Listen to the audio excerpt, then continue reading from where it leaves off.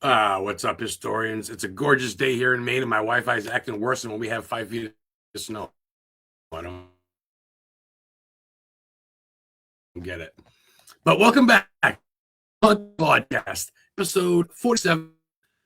I am your trying to hang in, the historian Ghost Hunter, back again with you live from the foothills of Maine, where the Wi-Fi is still barely even the thing.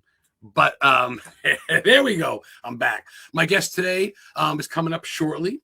Before we bring Ann on, I'm going to do my intro that I had sent to me. Let me see. Okay. From Miss Amber Brook. Hey, ghouls and goblins. It's your friendly neighborhood scream queen, Amber Brook here. And you are watching the Historically Haunted podcast with the most awesome host ever, Adam the Historian Ghost Hunter.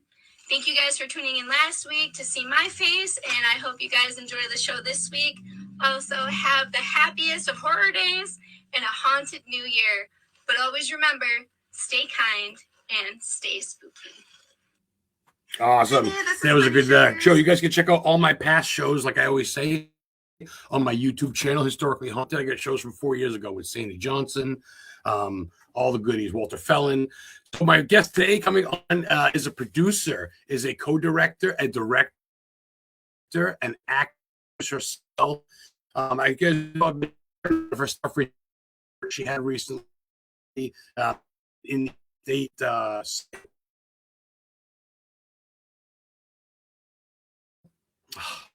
All right, I just want my personal Ann. Without further ado, Ann, please bear with the Wi-Fi, but how are you?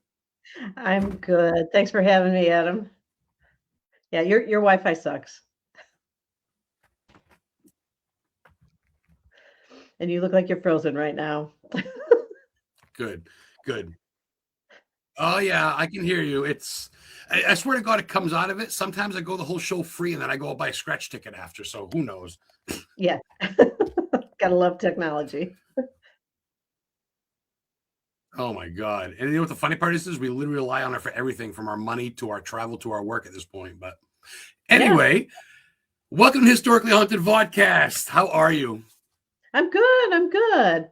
We are getting ready at Acristar to be filming in a haunted paranormal location, the Indiana State Sanatorium in Rockville, Indiana. And you know a little bit about that kind of stuff, don't you?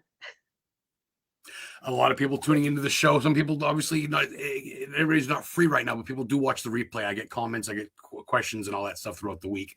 And they're going to love that because, of course, that brings in the worlds. I'm a paranormal guy, as you can see, as you can tell, my name and everything, but I also love my horror movies. And it kind of goes hand in hand.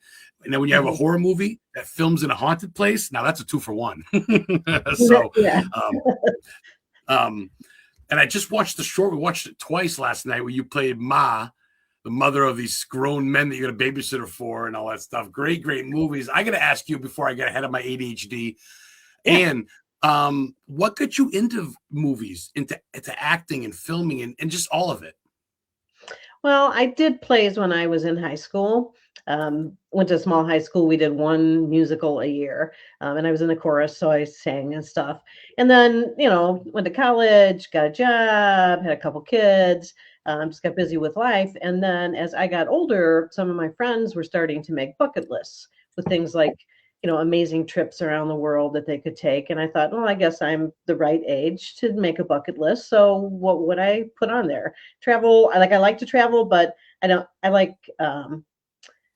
really want to spend like all my money doing that. I thought, I miss being creative because I worked in information technology. So nerd programmer, sitting in front of a computer all day long, making spreadsheets and writing code. So I thought, you know what? I'm in Chicago, and they film some TV shows in Chicago. They're network TV shows, all the Dick Wolf, Chicago One franchise, they call them, Chicago Med, PD, and Fire. And I'd been watching those for years. They're entertaining. And I thought, you know what? I want to get on one of those TV shows in Chicago. So I kind of hunted around Facebook and did a lot of searching and figured out who the casting agents were for background actors. and started doing extra work on those shows. So, did it as a way to network with folks and then also to, get some creativity into my life, because even if you're in the background, you're still acting. I mean, your foot's in the door, so to speak. They know you're right. Yeah, you're making the scenes appear to be real. So it's a very important aspect of acting. And kind of went from there, got a couple talent agents, took some additional acting classes, and started doing some student films first. A lot of student films don't actually get finished ever. And then started doing indie films. Some indie films don't get finished ever either, which is very frustrating for an actor, because you put in the work, you want to see the work that you did. Yeah. I ran across Acrostar Films, and Steve Herman was just kind of doing his own thing, mostly by himself. He was wearing all the hats except for the acting part. And I had auditioned for a role. He did not cast me, but I did not let that deter me. I said, well, like, how else could I get involved? And so I started working with him as a producer, and then we joined forces and formed Acrostar Productions as an LLC 2 years ago. I'm friends with him too. I got to get him on the show. I'm friends with a couple of the guys there and girls from your crew. I've had some of like I had Beth Metcalf on. I had Mel Heflin thinks very highly of you. She came on. I got a couple other ones coming up. Mia Katz coming on a couple of weeks. Sweet. So like I said, just the role that you guys got and the stuff that you do, and then I look and I see that the sisterhood, brotherhood, just of the indie scene actors, I think is stronger than the big ones that are out to cut each other's throat, I guess, if that's fair. I feel like like almost all indie filmmakers, actors, producers, whoever, we all support each other. We can't all fund each other's films, because we're usually busy funding our own with some of our own cash, in addition to the sweat equity and all the time that we put in. But I don't believe in trying to pick on somebody, trying to criticize another filmmaker. Everybody's doing their own thing, and there's room in the world for all different kinds of creativity. So let it be. If you want to do something different, go do your thing, but leave them the hell alone. Don't start throwing rocks at them. It's just like podcasting. If you don't like it, just don't tune in. Don't have to cut so much. Oh, don't go on his show. He's a weirdo. He's just fucking don't tune in. I get you. What's up, Thomas? Checking in on his way to the Gettysburg Bash, Gettysburg, Pennsylvania. That's right. Have fun, brother. Big paranormal, big convention, I believe. There. What's up, Mark from Talking Shit Podcast? Have you talked to Ann yet, Mark? Mark's talked to a lot of actors and actresses on his podcast. I don't think I have met him. Thank you guys for tuning in. Oh, I have to check it out. Please share, guys. And thanks for tuning in. So, I got to touch on, just because it's fresh to me, your fucking mother scene. Your mother, like you said, it's kind of eerie. I'm like, kind of eerie. All the boys are sleeping in the bed, and your mommy, and then daddy comes home, and because talking to you now, you're nothing like that. Obviously, that's a role. How do you prepare yourself and or get into a role? Do you do research? What do you? Well, mostly it's driven by the script. I mean, unless you're trying to do something specific. I can give you an example of one after we talk about this mom role. So the film that Adam's talking about is called Blessed, Live, Laugh, Run. Run with an exclamation point. Yes. Exclamation point. And the filmmaker is Katie Madonna Lee.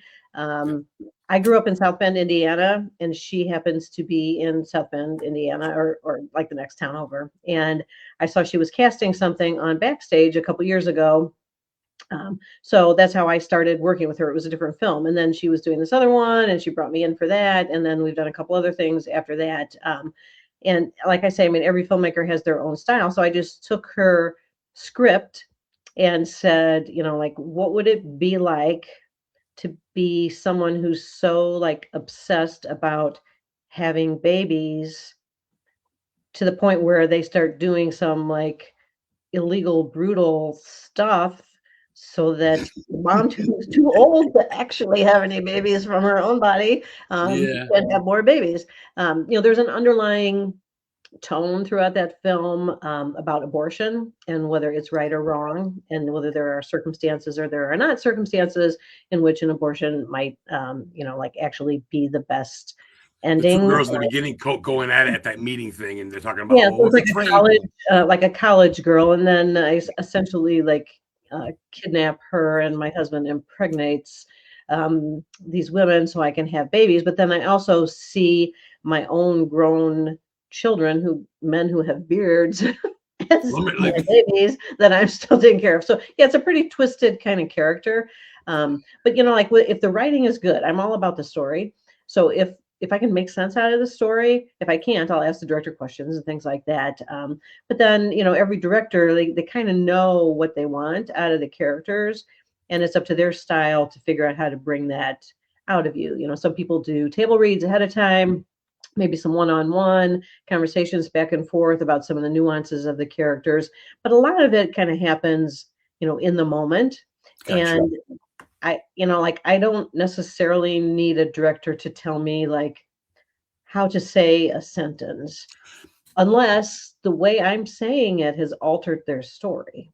Well, I was going to say you probably get a little bit of right, but I imagine as being who you are. I mean, you're pretty well known on the indie scene. Let's face it. A lot of people are like, "Well, Ann's coming on." I'm probably don't have more people watching right now, but people know you, and I think you know what you're doing. But I think you probably have a little bit of freedom of character, I would imagine, to an extent. Right? Yes, most directors give you freedom. Like I say, unless what you have done alters like the direction that they saw the character going. Gotcha. Then of course, you want to be told because you want to get to the point that they want you to get to. Gotcha. But a lot of times, people can interpret that on their own, and maybe even just with a slight adjustment, like if somebody substitutes a word. Most people are not going to make you adhere to every single exact word in the script. Like you want to get as close as you can because you want to honor the writing. But if you say, I don't know, penicillin instead of Robitussin, like maybe it makes a difference, maybe it doesn't make a difference. And if it makes a difference, then you call that to the actor's attention. You say, well, let's do that again. But like you really need to hit this specific word because that's key to what's coming up down the pipe for that character. It's like a, precursor or whatever. So yeah, I love working with people because everybody's got their own style of getting the best performance out of you. I love that, and you've worked with a good amount of people that I'm friends with on Facebook. Every time if you saw that I share movies, I tag who's in it. That's my friend. I'll go featuring, and I'll tag them like, holy fuck, a lot of these people like Mel Heflin knows a lot of people, and Metcalf, Beth Mecken, and you, and I got all these people, Jessica Flux. I mean, all these people, I go, holy shit, they all know these other people, and it's all a universe. I'm trying to get them all on my show. I'm trying to collect the whole set because it's fun. I talk to paranormal people. Paranormal people are fun, but they're almost kind of mine's better than theirs. Well, my evidence. And I'm like, what the fuck? They don't, you know what I mean? I don't want to play that game. I want people that kind of unite, and not everybody's everybody's friend, but and like with acting, like I can't play the characters that Mel plays. We're two different people. So yeah, I mean, we're actresses, so we're competing for roles, but I wouldn't fit a role that Mel fits. So she might as well be my friend. And even people in my own age group, like Lynn Lowry, she's a totally different actress than me. And so I don't feel like I'm competing for roles with her. I mean, she does her thing. I do my thing. I'm happy for her. She's happy for me. We're actually working on a film together that she's directing for the first time, a short film that I'm producing for her. And yeah, so we can be on the same team. Sorority babes, you guys are the house mothers. You were two different house mothers, but you gelled almost like sisters, like real. It's like you were real life sisters, but yeah. Well, it's interesting because with that film in particular, when we first did the table read, like we got the script and we scheduled the table read and we went for it. And Lynn and I kind of read our characters very similarly. And then she approached me individually afterwards and she said, I don't think we're supposed to be clones of each other. So what could we do to make our characters still sisters, but unique? And so I thought, well, what if you're like more the business person? So you're running this sorority and it's like a business to you, but I'm just like murdering people and having a good time, So I was like the silly one too. And I think it worked well. And without her mentioning that, and Steve Herman probably would have eventually mentioned it too, but like she was like right after the table read, she's like, we gotta work this out. Like we can work this out and then present it to Steve and see what he thinks as director. So that's kind of how that went down. almost like your own identities instead of just the twin duo that just Yeah. Yeah, no, that's I know what you're saying. That's pretty dope. All right, so I like to do serious and I like to do fun. I don't have any script. I'm all over the place with my podcast, but I do want to touch on some serious stuff real quick. If someone, Ann, wants to find you, obviously you have an IMBD, correct? Yes, and I'm like the only MYRNA out there. It's MYRNA, although you pronounce it Myrna. A lot of times you look people up on IMDb like Joe Smith, and there'll be like 50 of them or whatever. So I'm lucky I have a unique name. I also have a website, annmyrna.com, that I try to keep updated. It's kind of like my lowest priority. And then my profiles on social media are public as well. So yeah, people can hook up with me there. As far as a role, if someone wanted to connect with you on their new film, I do have some people, local people, but people from New York, Maine, Massachusetts, filmmakers and authors and shit. If someone wanted to work with you with a script or something, would they just message you on Facebook? Yeah, that would be great. Yeah. No shit. Easy peasy. Okay, yeah. Good to know. Okay, a couple fun questions, if you don't mind. I want to start right away with, I'm a New England boy, like I told you. The squirrels are making my Wi-Fi go right now in their little cages there with electricity up here in Maine. Have you, Ann, you ever been to New England, Massachusetts, Salem, Maine? I have, not for a very long time, but it's interesting because I have two girlfriends from college that we take a once a year vacation to kind of, stay connected. And we're talking about going to Maine next year. So small world. Oh, Mary, a good sponsor, my good friend of mine from Clown Motel and Clown Motel 3, Mary Kate, sponsors the show. Fantastic guest and is wonderful. Have a great show. Thanks, Mary Kate, out there in Arizona. Yeah, I was with Mary Kate. Okay, you must know Mary too. Yeah, she's kind of not new on the scene. But yeah. Sometimes I'll drive for indie films. I've driven to Pennsylvania twice for two different projects. Lynn's project is going to be in Kentucky. I don't mind getting on an airplane. Ooh. Somebody can assist me with the airfare expenses. But I don't do this to make handfuls of money. I don't have any great goals to, be union or at a certain level or, I look at how many IMDb credits I have, but I don't have like a hard fast, like I need to hit 250 acting credits by April 1st of next year. Like I try to keep my eyes open for opportunities and evaluate everything as it comes across my plate and see if you don't need a Hollywood star. You just want to, at the end of your run, go, man, I was a pretty humble career. I feel pretty happy with it. I'm happy. Take it for what it is, but you have no regrets, right? I mean, right. I'm meeting wonderful people. I do occasionally work with people and I'm like, I don't think I would ever cast them again, based on their, on-set behavior or offset behavior.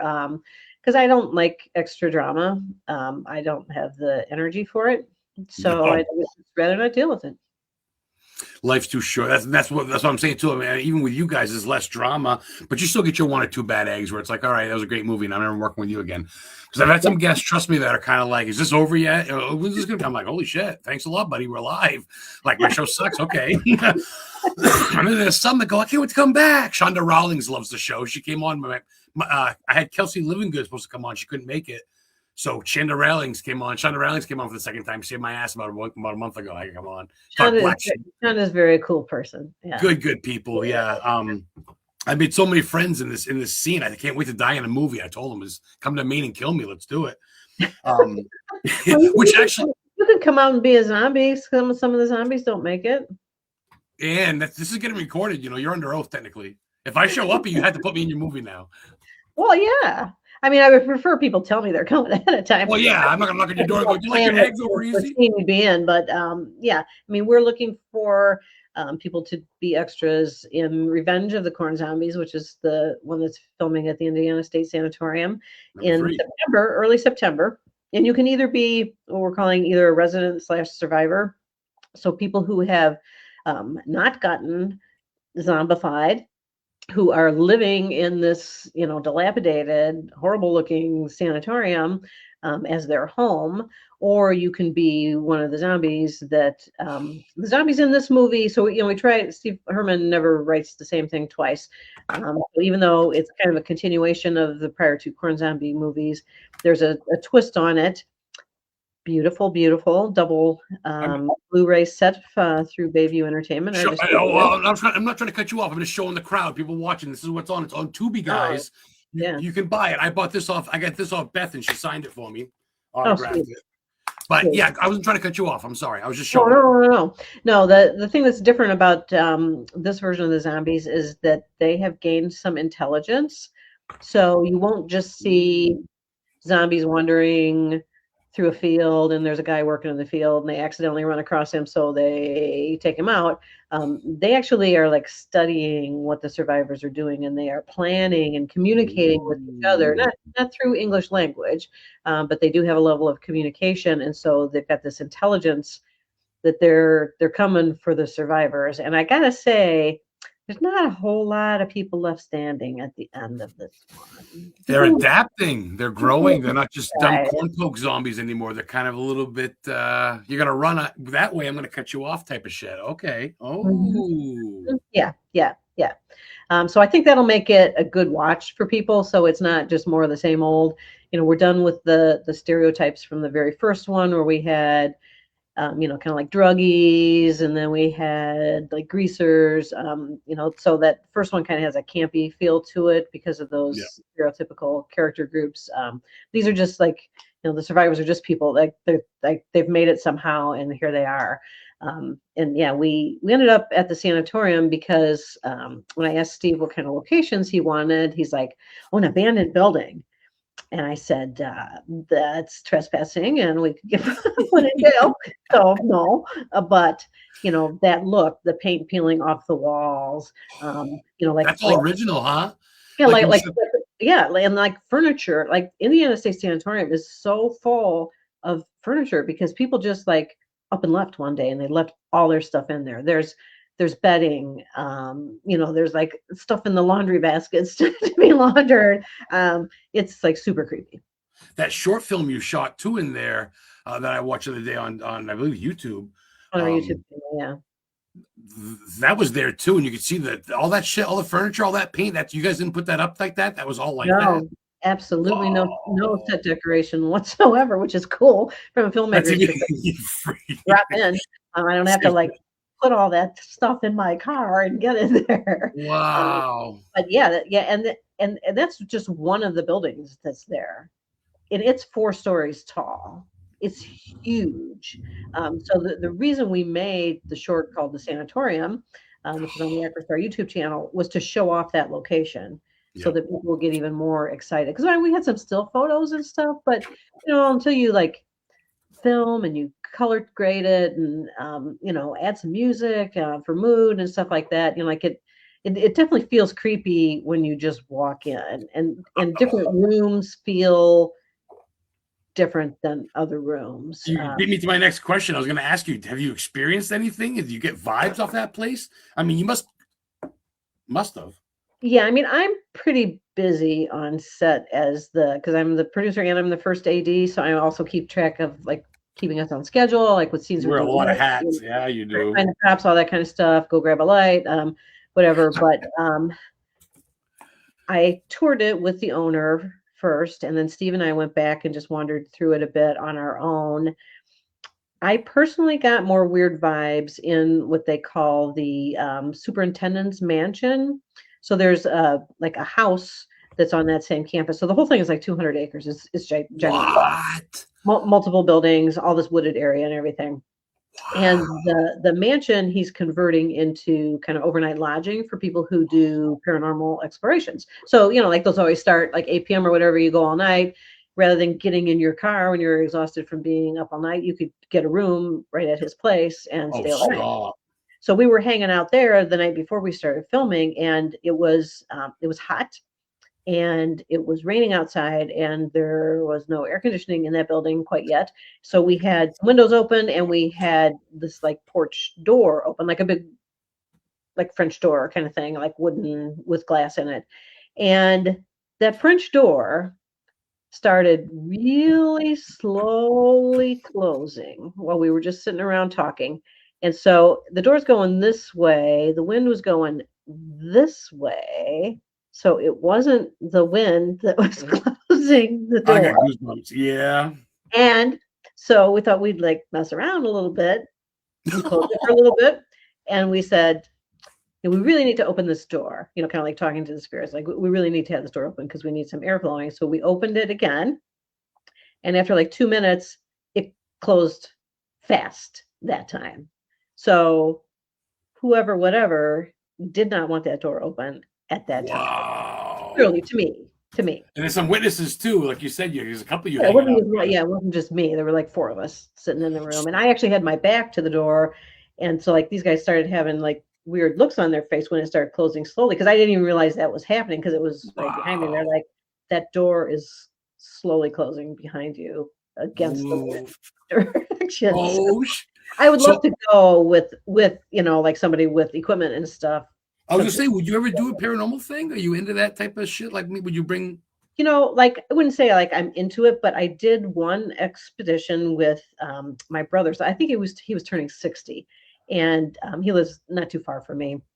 And I have other friends online who do expeditions for people, and run groups and stuff. And so I said, hey, Mike, for your birthday, like we never give each other birthday gifts, like not for decades. I'm like, I want to take you on a ghost hunt for your birthday. He's like, oh, that's just such, nonsense. I don't know. I'm like, come on, it'll be fun. It's something different. You just have to be open-minded. And my brother's sometimes a little negative, but he's like, okay, let's do it. So we went to one, lady named Michelle Roos. She lives in Iowa, and she was conducting this one at Broadhead Manor in Wisconsin. I know the guy that runs that. I've had him on the show. Yeah, it's not far from where my brother lives. So we went and did this, and there was they gave you some stuff happened to think about, and again, like my brother and I are very analytical and it's like kind of scientific and mathematical and stuff like that. So, you're like trying to say, well, this could be the reason that happened. You want explanations for everything. Yeah. But maybe it just happened. Like sometimes you just like let things happen around you and absorb that. When people like you guys, and I'm not trying to like box you, but like you guys actually go, then you're like, well, that's a fucking win. Because I don't want the guy that every time he hears a fucking toad jump, he goes, haunted. I want you know what I mean? You want some sort of skepticism. You want some sort of, well, what was that? Okay, now Steve thinks it's haunted, so it's good. Yeah. Plus history. I love the history. That's my biggest part of everything is going through an 1800s building is. So where do you guys, if you don't mind me asking, you don't have to say the exact location, but where do you guys sleep on set? You don't sleep in the sanatorium and shit, do you? Oh God, no. I should preface this with, like, I don't like camping. So that would be worse. That would be worse than camping to me.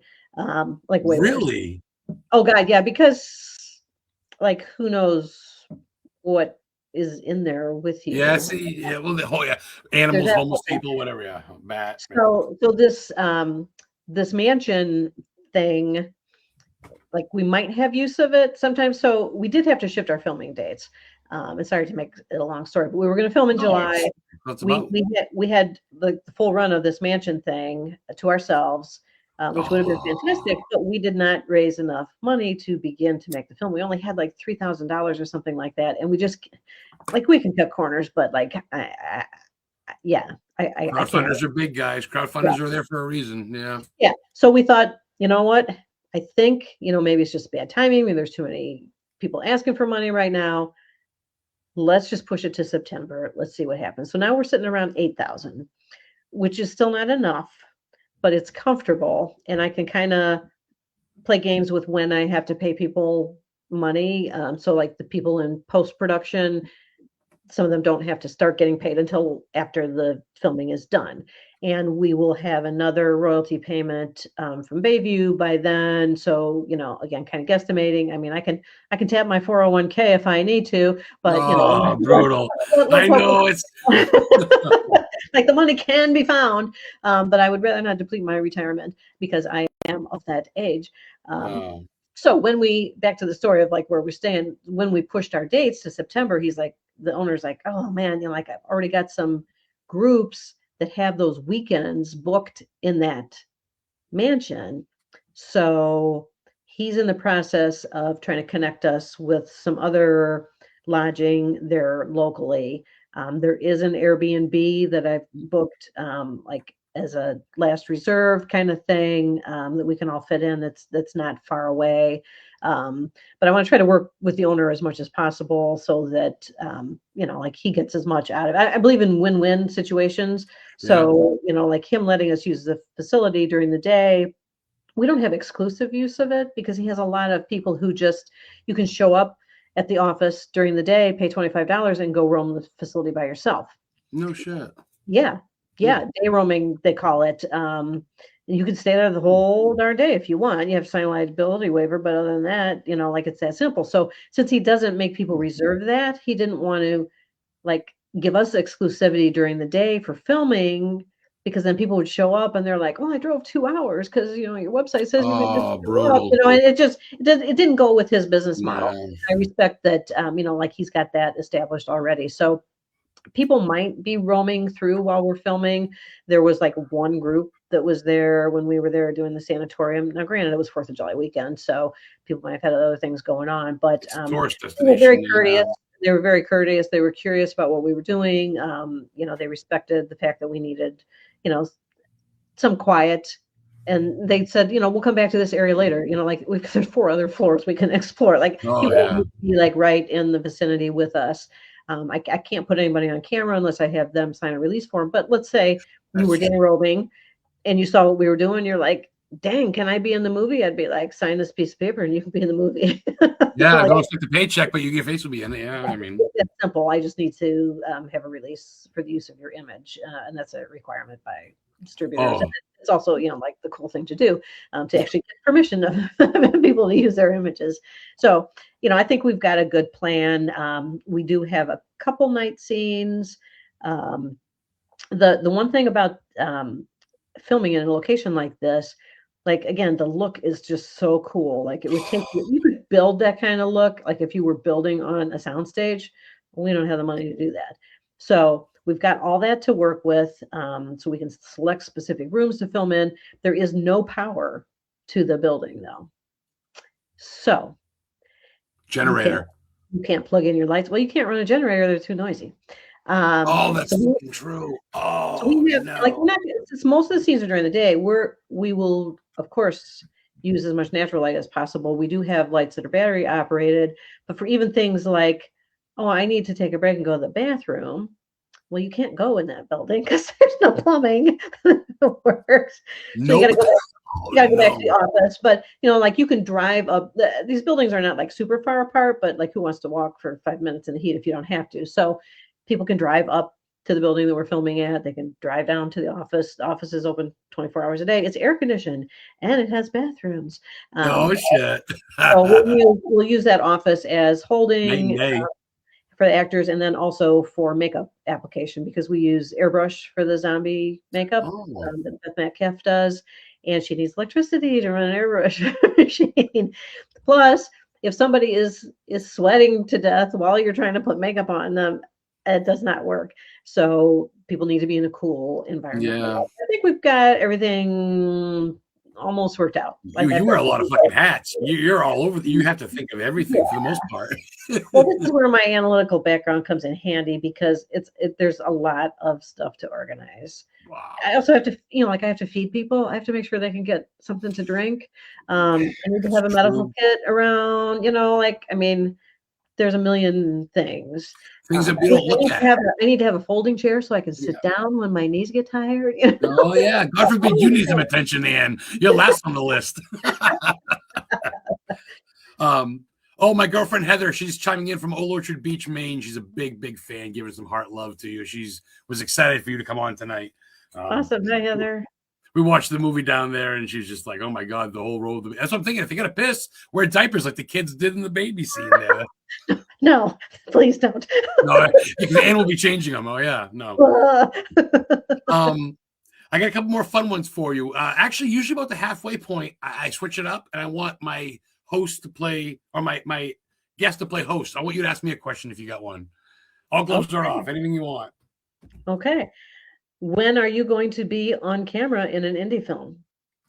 I've asked everybody from Beatrice Bopel to fucking Carl Toop, and they're all like, yeah, just come down, and all these people. And I talked to Oh boy, there's people from New York and they'll just come down, and it's hard because where I live in Maine, I live way up by Canada, so to take time off from work, it's yeah. But there Yeah. is some filmmakers in Maine. Shane Ferris did a film not too long ago in Old Town, which is by Bangor, where Stephen King lives, and I almost went down. He's like, "You can die in the crowd," and I can still kick myself, but that's no excuse because I've driven through Indiana, I've driven to Iowa to the Axe Murder House in Vasilla, so I drove through Indiana, which reminds me, my ADHD. Have you heard of a big America's Most Wanted from Indiana back in the 30s? Alfred Brady. Remember him? He got shot and killed in Bangor, Maine. If you come to Maine, when you come, I do tours, historically haunted tours by Stephen King's house.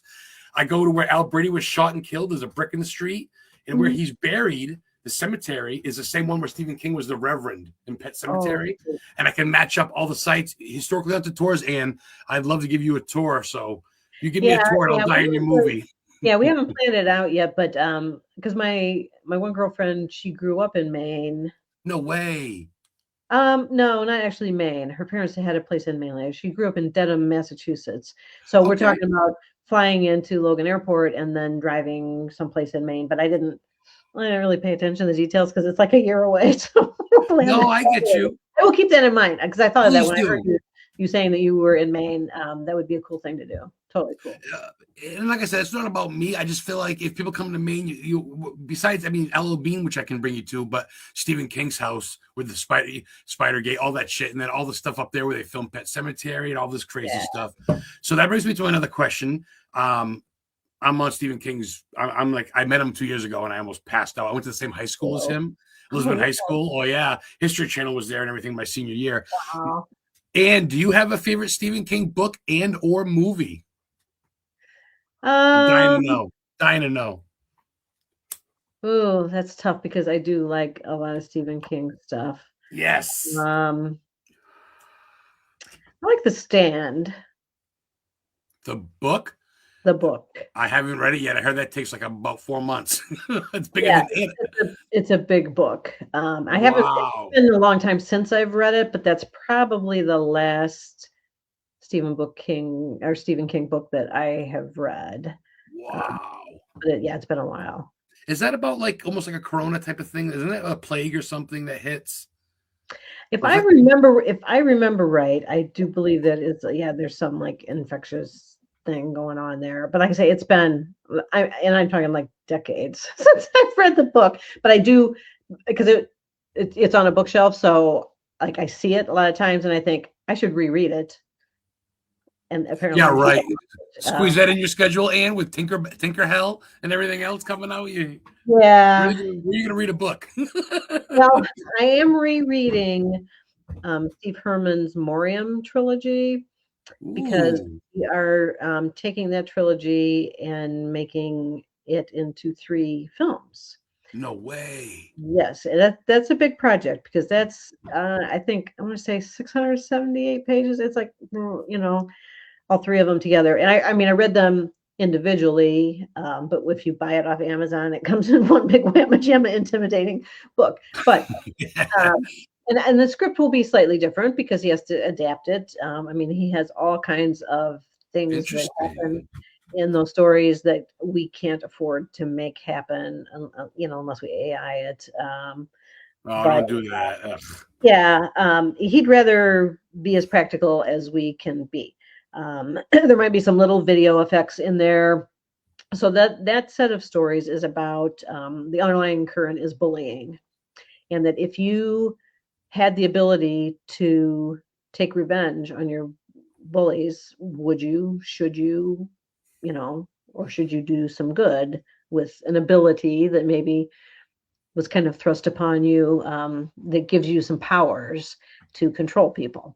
So he was really big on character development. So just the way the characters develop and evolve and, kind of take sides and, they're friends, but they're not friends at different points. It's a really, really good story. And that's humanity and at its best, really, besides, because people will turn on you at the drop of a hat. And then some people are loyal to the day you die. It depends, I guess.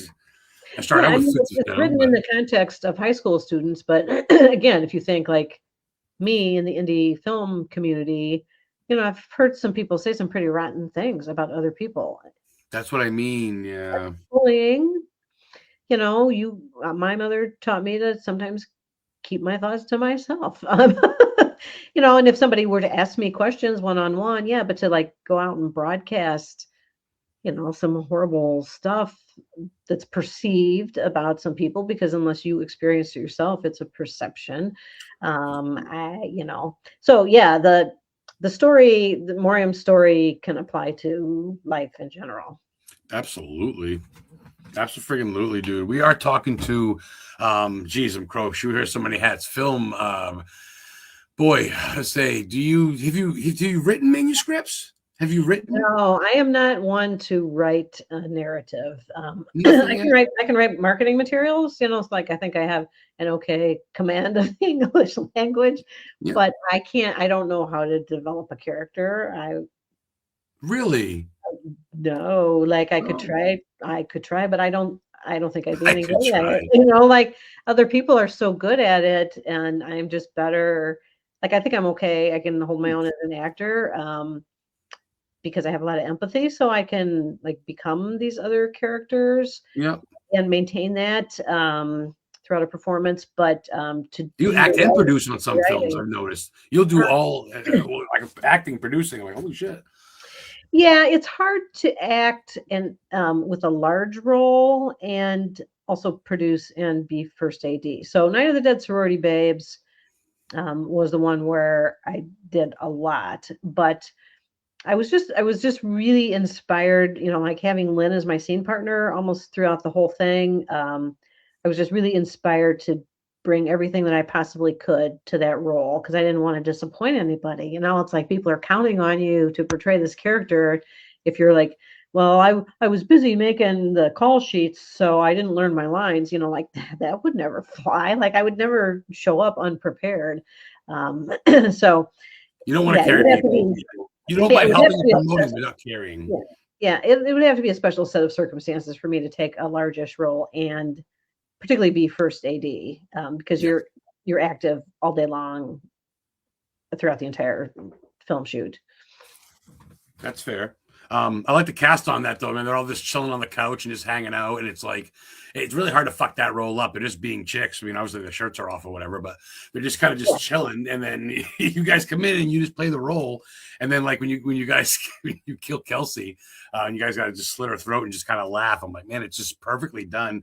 And that's all obviously. And that's not AI. That's real blood. That's real makeup art, right? This is a makeup art. Yeah. So a couple people helped with SFX on that. Kelsey helped with some of it. So like when I get it, Kelsey helped with that, and Angel Bradford helped with that as well. Oh, Angel's coming on in about I think 4 weeks. Yes, I got a whole fucking crew. I can't wait. Oh, cool. We got a question from Shirley McLaren. It says, Anne, do you, Anne, have a favorite role per take of yourself? Well, I actually like playing a psychopath. I know that's very bizarre. That's quoted. That's quoted as a quote. I like playing a psychopath. Because you don't get to be that in real life. Like if you're like playing a mom or playing a grandma or whatever, it's like yada yada yada. Like a psychopath, they do some crazy crap, and that's fun. At the end of the day, you're not going to a locked up cell. You're going to your trailer to have some bonbons and fucking sleep or whatever. True, and like I don't get nightmares about any of these roles or anything like I'm not that into it. But it's just fun. Like I tell people though, it's kind of fun. I mean, that's why I like horror movies. I like heavy metal. I like all that type, kind of like the Batman type stuff. You can have the light, man. I don't want to kill anybody literally, but to watch someone to kill someone on screen, the art of it getting killed, it's all in fun. And I can play that part. And I think that's wild that you do that because you're a very awesome, like modest chick. I trust you completely. But I see you kill people on film, and that's no shit. So you make sure, like on set when you're blocking and rehearsing, you talk to each other about comfort levels. So, like you would ask the other actress, like if I'm going to like fake punch you to the gut, like it'd be easier for me to hit my mark if I also have my hand on my other hand on your hip, so that I'm really like aiming for my own hand that way Right. rather than aiming for you. So is it okay if I lean my hand on you? And that might even be off camera, whatever. But when you communicate that kind of stuff with people, then they know what to expect. That's what a professional wrestler does. Yeah, yeah. I mean, really, I'm being honest. Yeah. Yeah. You get it blocked out so that everybody's happy with the result. And some people are like fucking hit me just not hard. it. I want it to look real. I'm just Jesse Daisy must be fucking like just do whatever. Like there must be certain people that are just like just make it look good, make it look real. Whatever you're gonna do, pull my hair. I don't care, right? Yeah, but you don't really want to do that. I mean, there are ways to get the same look, and that's where like having people on set who have experience with like fight choreography, the movement and stuff, and then working with the DP who's filming as to like what's the camera going to see, what sells to the camera, because from one camera angle you may need to do it kind of one way, and from another camera angle like it up a bit, and then that gives the editor or the director options when they go to edit the film. Okay. Film assistant director, producer, actress, and director herself. We're talking to Anne MYRNA. Right? Yes, I knew I'd get it. I'm like, come on, Adam, don't blow this, dude. Don't say MYRNA. I want to make sure because I misspelled it on the thing and I didn't need to. I smoke a lot of weed. It's legal in Maine. Plus, I got a medical card. But whatever. There's no excuse. I shouldn't have misspelled your name. And I promise when we hang out, I won't smoke. But if you do come to Maine, I would love to meet you. And also, what I'm saying to Maine is, I have a buddy that runs a convention. He had 6,000 people last year. This year, he's going to have about that many too. He's got Bill Mosley coming, who I've met. Yep. So long story short, he's also looking for just B-movie people too. Doesn't always have to be $30,000, $50,000 to show up appearances. Nothing wrong with it. Like Kane Hodder wants 30,000 or something like that. But to have other people, would you be willing to come to Maine? I have a guy that runs a show in Salem at the Salem State University in Salem, Massachusetts. Are you willing to come to conventions when you're not shooting this fall, something like that? Yeah, as long as it's not like a huge money losing event for me. So cover your hotel, cover your hotel and your airfare at least or something. Yeah, that's where all the expenses are. So I've been to a couple conventions. Okay. I never I had never gone. I don't know, never like came across my brain to like go to horror conventions or whatever until recently. I'm a good friend with John Henderson, who runs this thing called Doomsday's Crypt online, and he sells a lot of collectible art from a lot of the franchise films like Nightmare on Elm Street and all the Jasons and Freddys and all that stuff, which I didn't watch a lot of because I had young children at that point in time. That's my excuse. That if they were asleep, I was asleep. I wasn't watching movies. But at any rate, so John invited me to come to a couple of conventions with him because he does a lot of them, and just have a little corner of the table, have some signed movie posters, DVDs, Blu-rays, whatever. Cool. At those really big conventions, like most people, they came there to get a signature from Beatrice Bublé or Kane Hodder or whoever. They saved their money for that one or two, right? And they get in those long lines and stuff, and then they walk by me, and I'm like, "Hi, I'm an independent filmmaker," and they're like, "What's that?" I'm like, what? I laugh because I don't mean to. I was like that when I was a kid. I only thought the biggest metal band was Metallica. I didn't know there were such things as fucking all these independent rock bands. And same thing with, you know what I mean? You don't know. You just get force fed what they feed you. What's on TV, what's on the radio, and then that's all you see. It's all I knew was fucking every year E.T. and Disney. And then as thing you know, I Friday the 13th popped my cherry, and then I said, okay. And then I started watching, like you said, some underground shit, Sleepaway Camp. And now I'm friends with Felissa Rose, and I've met her. I go, then you start meeting. That's really sweet. Right. I had what the fuck did I had on the guy that played Jason Voorhees recently on. I'm friends with him now. And one of the independent David Kerr I had on Slasher Nurse. I go, the independent people, it's almost like independent, it's almost like college football players. You guys are trying to make it, but you're doing it for the right reasons, not for $1 million paycheck, just to be enjoyed, right? Is that, I mean, obviously making money's good, but you want to and I know there's value in marketing in addition to like actually like selling things. So I get that. But if it costs me $5,000 to do it and I sell $60 worth of Blu-rays, I'm going to be a little Not happy.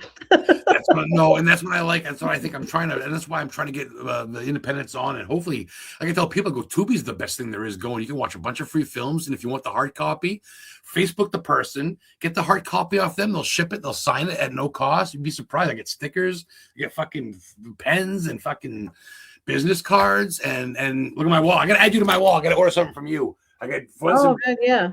I got Mary Kay, and I got Sarah French, and well, you know what I could. You know what I should hook you up with. Let's hear it. It came from somewhere. It was a prop. No, it came from somewhere.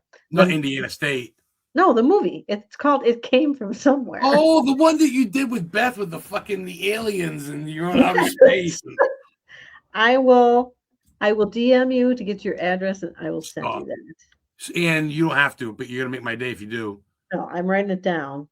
Oh, I got the shirt from Casa de la Monte from Lydia Manson. She's, but I'll put you. You'll be right in the background. What do you got for me? Go hold me back. That's pretty much all I have. Like, we don't do a lot of merch because, again, well, I don't have the right. I mean, I'm an IT person, so I can figure this out. It just has not risen to the top of my priority pile yet because Steve Herman keeps having new ideas for new movies all the time. It's hard to keep up with him. No, it's really hard. You can see you're not busy. Yeah. So I need to get a way to efficiently and effectively provide merch for our films. And I've got a friend locally who he loves merch. He does independent films, plus he has a band, so he does merch for his band all the time. I need to spend quality time with Chris Shern, and just figure out the best alternative for that and then get that implemented. Because people do ask from time to time, and I'm like, yeah, I could get you a shirt. I'd have to do some stuff first, but I need to get it to be more turnkey. I want a shirt from Space Babes where they get the fraternity shirt you guys got. I want the Delta fucking Phi, whatever shirt it is. I want that. I'm telling you, I want one of those for both of us. You let me know if you send me something, even if you don't, just come on my show. I will promote you. I'm not a big guy, but I do have some sort of following, and I will promote and share your stuff, and I will talk about you. And I do follow the ones that hook me up close to me because no, I appreciate it. Yeah. You real quick, you never did. We still got about 10, 15 minutes, but you never did tell me your favorite Stephen King movie remake or whatever. Oh, movie? Yeah. Jeez. I mean, because did they make a Dark Tower? Or they made a Stand. It's okay. It's like an 80s one, but yeah, I have not seen. I'm Googling something real quick. Yeah, that's cool. Everybody says It and Pet Cemetery, which I can bring you the Pet Cemetery scenes where Lewis and them climb the rock and all that shit. That's all in Maine. I can bring you there. Yeah, which is a classic. But is Misery? That's Stephen King, right? Yes, ma'am. That's a good one. Okay. So Misery. So yes. I got a role as a cult member because I took the hobbling scene from Misery and turned that into a monologue and got a chunk of pipe and a beanbag chair that was off camera and out of the beanbag chair. Are you kidding me? No, I'm not kidding. And you got the role that way? I got the role that way. Yeah, a friend of mine, and it's somebody I'd worked with before, but I had been, like a nice neighbor or whatever. He put out a posting looking for cult members, and I'm like, ooh, pick me. And he's like, I don't know, man. And I'm like, I want to show you something. Same first name as an Ann. Every Ann's crazy, apparently. Holy shit. Yeah. I'm going to show you something, you say. It's funny you get this side. It's funny. Let's do some fun ones real quick. Ann, give me your bucket list place for America and a bucket list place for United Kingdom, China, whatever. And give me a place that you've been that's your favorite place. But give me your bucket list first. Bucket list for America. Yeah, besides Maine. Yeah, we can't use that one.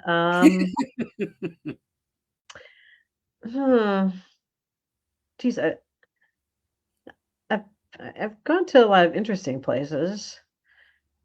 You've been to New Orleans and shit? You've been to the West Coast at all? I just went to New Orleans like a couple months ago for the first time in 30 years. Yeah. Is it like it is on TV, all crazy and hyped up on witches and vampires and shit? Well, no, because we didn't go for that. So this is with the two college friends. I That get was you. our More of that was it. our trip, that was our trip for this year. And we're old and we're relatively tame. I mean, we will drink at night in the Airbnb when we have Careful. somebody deliver some booze to us through Uber Eats. I'll do So it for free when you come to Maine. that's about how wild we get. So yeah, I can't say New Orleans. I mean, I've been to like Mammoth Cave. That's cool. I've been to the beaches, Oh, that's cool. the West Coast. I don't think I've been to Portland, Oregon. So let's say Portland, Oregon. I've been to Seattle, so I've been close. Okay. Let's say Portland, Oregon is someplace I would want to go in the US. And outside the US, I'll say Greece. Ooh, people don't mention Greece a lot. People always say like UK and like Well, like I've been when Ireland. I used to work for Texas Instruments as a programmer, and I worked on the corporate purchasing system, and we installed that for multiple countries. So on their dime, I went to Japan, two different places in Japan. I No went to way. England, France, Germany, and Italy, all in the same trip. All four of those countries in the same trip. I've been to Austria. I've been to Brussels, Belgium. But the company was paying for all this stuff, so I didn't get to like see that much, but I got to eat for free and stay for free. That's a dude. No, You've been there, Italy too. I'm Italian, so that's a big bucket list for me. So, but you're gonna Italy's say cool. That stuff Greece. over there is like so old. I mean, I know Resist. that sounds Yeah. like a stupid comment, but when you just stand there and look at the Colosseum and think, Oh my God. wow, like how did they build this back then? Like it's mind blowing, I think. And they watch fucking guys fight lions and shit, and they're fucking worried Yeah, about it. crazy. UFOologist and author Nomar. Great episode, Adam. Ann is great. Thank you, brother, checking in. Nomar Slevik. Dude. Nomar's a good shit. He's got a podcast too. Be on my show, I think. And I got all the good ones coming on. I think you guys are checking in. Please share. Please check out Ann's stuff. Buy some of Ann's stuff.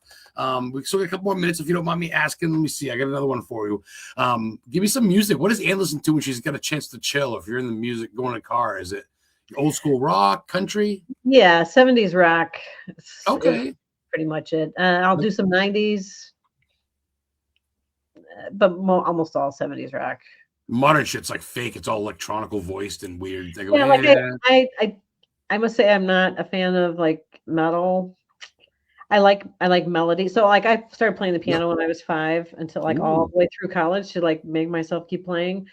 So I like musicality to the music. I like to Tickle hear the ivories. Got I like you. to hear the notes. I like to hear the different instruments and stuff. And I sold musical instruments online for I don't know 7 years or so, like instruments from all over the world, African djembes and sitars and crazy shit that you can't. Those big long ones from like fucking Africa or something. Long, yeah. Wow, I could do a whole episode on that alone. And now you're coming out with the cool shit. Oh, she's in. We still got a couple more minutes, but is there anything that we've left out that you want to touch on before we kind of drop it? No, if people could just check out our crowdfunder. It's CROWDFUNDR. There is no E in crowdfunder. I mean, there is a website that has the E in it. That's not the right one. One without the E.com. Revenge of the Corn Zombies. That's where we need the most help right now. We still have the campaign open for Tinker Hell, The Legend of Tinker Hell. That one is in post-production and is going swimmingly. But we need to do what a cast. A lot of audio work on that. So that costs money. It all costs money. But we have distribution through Baby Entertainment for both of those films already, even though they're not done. So those guys trust us to actually do what we say we're going to do and do it in a timely manner and have a good product. So we're very pleased with them as a partner. Good. I'll say I started following them. I thought they were with you too, but if they're your partner, I'll keep following them. I thought it was your thing too. So I started following it with my page and the Historically Haunted VODCAST and my personal, but I'll still follow them. You work with them. That's good enough for me to follow. I didn't know if it was yours or not. I was going to ask you. No, they're good guys. And, they're very responsive. If I have a question, I can hit up the head guy and he gets back to me right away, which is amazing. Yep. He's got to be a really busy person. So I appreciate it. Well, make sure you mention me for my address so I can get that little piece of the film or whatever you got to send me. That'd be amazing to put in my room. I literally, and whatever I can share, please tag me in things or the podcast page or if I follow you, if I see shit, I'm more likely people go, wow, you're the share machine. I go, hey, you know what? You share it 45 times so you get blocked. So I'll keep sharing it in groups. And I love supporting the people that support me. Put it that way. If you have good shit to say about me, I'll be your cheerleader. So very cool. Thank you. A couple of other questions real quick. Where does Ann see herself at this time next year? Do you see yourself writing your own memoir book, maybe a film, more movies, taking time away? What do you think? 2027. I would say we're going to be busy with Morium this time next year. Because we got 3 movies to make, and we got to raise a boatload of cash in order to do that. And since the main talent is high school students, if we just do 1 movie this year and then we wait 2 years to do the next one, like those people are not going to look like high school students anymore by the time we get to the 3rd. Mm-hmm. So that's a really big push for us for next year. Those are the changing years for sure. This is like 40s or whatever. But yeah. All right. I guess we're good. We're at the hour mark. This was a blast. I'd love to have you on again, maybe as a guest co-host. I have a lot of your actresses coming on. I can send you the list. Is there someone you want to just come on and be a special guest co-host? Hostess? Yeah. Let me know. Maybe a guest again in the future, and definitely message me. I'd love to work together with you, and I'd be honored. That'd be fun. That'd be dope. I've gotten some shit from people. I'm not trying to brag, so to get something from you would be right in my collection. I got Marlon Taylor, the black kid from the It Losers Club. Remember him? The It? Yeah. He came on the show and sent me a signed pop of him. I got a sign of him. So whatever, man. It's a win-win. It's to Adam. I don't plan on reselling it. Make it out to Adam the Ghost Hunter. Tell me to go fuck myself. I don't care. It's for me in my coffin. I don't have no kids. It's gonna get burned with me or buried with me. So make it out to me. I'm serious. I'm not trying to be morbid. And thank you so much for your time. I didn't think for sure you'd even answer me because I figured you're kind of a bigwig and kind of a busy with everything. I thought, I'm like, she's not going to want to talk to me. So seriously, I appreciate you. I'm not trying to make you seem like a big head, but thank you for your time, man. Seriously. Well, thank you so much. Yeah, we appreciate the promotion. Absolutely. Guys, check her out. Check out Attack of the Corn Zombies. All the stuff I've been sharing, her new stuff, her old stuff. Check out her IMDb, her Facebook page. Don't be a prick. Don't be a weirdo and all that shit. Be decent. Follow her. Check out her shit. Support her. And support us. Thanks, guys. We'll see you next week. I forget who my guest is, but check it out. Thanks for watching. And we'll be on the YouTube channel in 2 days, and I'll tag you in it. You'll be in the archives forever, whether you like it or not. So